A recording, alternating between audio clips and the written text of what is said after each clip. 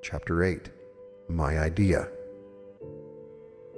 You've been told that the earth and all things belonging to it are but the outer manifestations of my idea, which is now in the process of being thought into perfect expression. You have been shown that my idea is responsible for all created things, and that it is both the cause and the reason for all manifestations, yourself and your brothers and sisters included, all of which have been thought into existence by me, the one original thinker and creator. We will now trace the course of that idea from the beginning through its various stages of earth expression, as well as the process of my thinking that idea into its present state of manifestation. In the beginning, at the dawn of a new cosmic day, when the word consciousness was just awakening and the stillness of cosmic night yet prevailed, I, the thinker, conceived my idea. This, my idea of myself in manifestation in a new condition called earth expression, I saw completely pictured in the mirror of my omniscient mind. In this mirror I saw the real earth shining forth brilliantly in the cosmos, a perfect sphere, where all the infinite phases, attributes, and powers of my divine nature were finding perfect expression through the medium of angels of light, living messengers of my will, my word in the flesh, even as it is in the celestial world of the eternal. I saw myself manifesting outwardly as nature, and my life as the vivifying and evolving principle back of all manifestation. I saw love, the divine creative power, as the animating and vitalizing force back of all life, and my desire to give perfect expression to that love as the potential and real cause and real reason of the birth of my idea.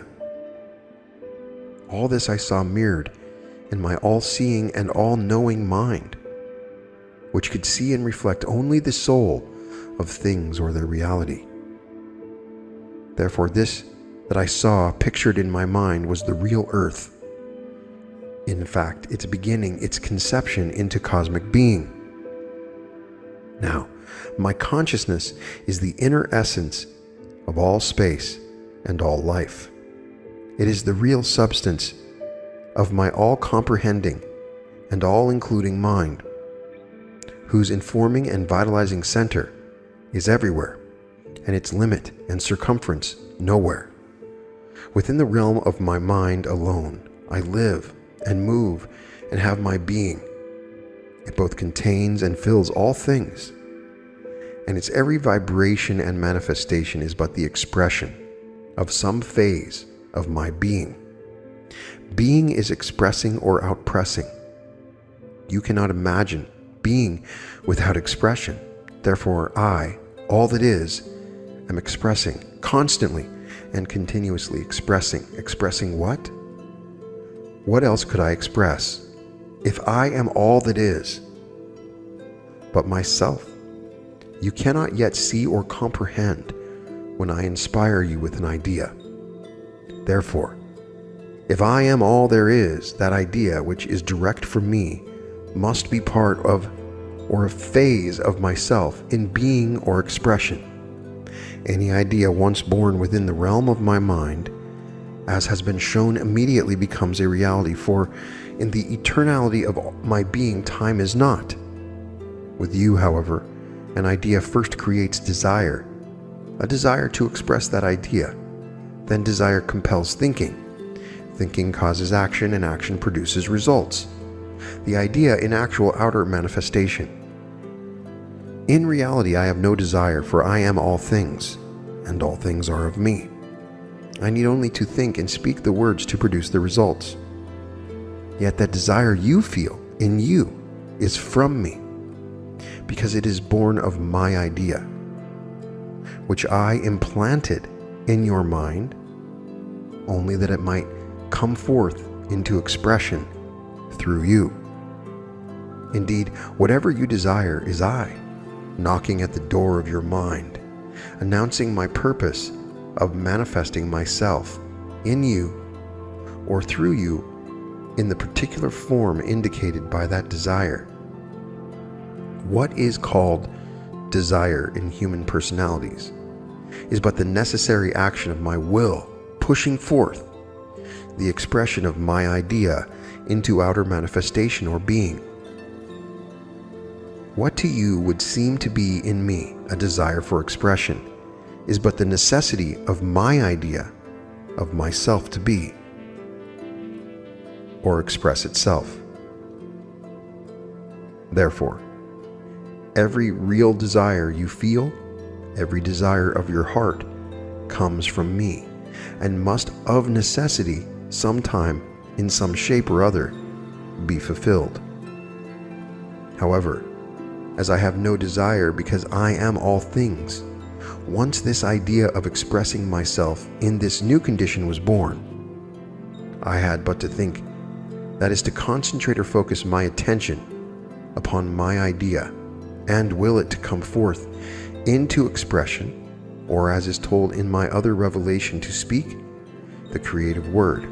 And at once did the cosmic forces of my being, set in vibration by the concentrating of my will, proceed to attract the necessary elements from the eternal storehouse of my mind, and with my idea as a nucleus to combine form and shape around it these elements into what is called a thought form of a planet, filling it with my life substance, my consciousness, and endowing it with all the potentialities of my being. This act of thinking produced only a vitalized thought form of a planet, and its manifestation was still in a nebulous state in the thought realm. From a thought form, however, the quickening power of the idea within, with my will focused upon it, proceeded to mold, fashion, and gradually to solidify into material form the various elements of life substance, until my idea finally shone forth in substantial manifestation in the world of visible forms as the planet Earth, a medium ready for living expression, and now capable of both containing and expressing me. This was the material body prepared by my thinking, in which already dealt all the potential nature of my being by reason of the informing power of my idea within.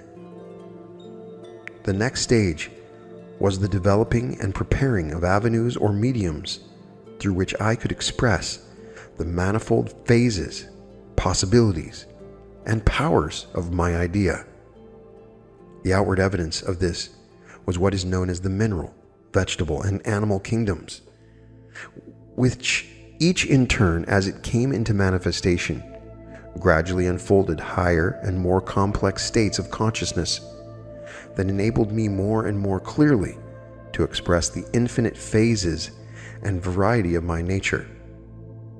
It was at this stage that I looked upon my creation, as stated in my other revelation, and saw that it was good. But there yet remained the final and culminating medium of expression.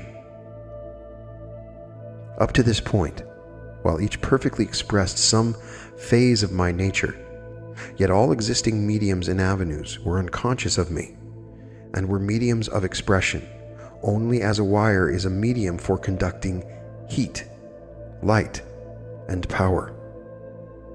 The conditions were ripe, however, for the creation of mediums through which my divine attributes could find conscious expression, conscious not only of their relationship to me, but of their ability and power to express my idea. It was at this moment in time that you and your brothers and sisters were born into existence as human expressions, coming into manifestation as you did. Similarly, with all other mediums, in response to my concentrated thought, in which I saw all the infinite variety of my attributes in actual expression, in entitized forms, each manifesting in predominance some particular phase of my being. And each conscious of me, its creator and expresser, I saw you in a perfect expression, even as I see you now, the real you, an attribute of myself perfect. For in reality, you are an angel of light, one of my thought rays, an attribute of my being, ensouled in earth conditions with no other purpose, which is no purpose at all, but a necessity of my being, but the final, complete expression of my idea. In the eternal, there is no time or space, or individuality, and it is only by reason of the phenomenon of thought being born from the womb of mind into the world of matter that the illusions of time, space, and individuality occur, the thought or creature acquiring the consciousness of separateness from its thinker or creator. So it was then that the first tendency to think yourself as separate from me was born. The complete consciousness of separation did not become established until long after.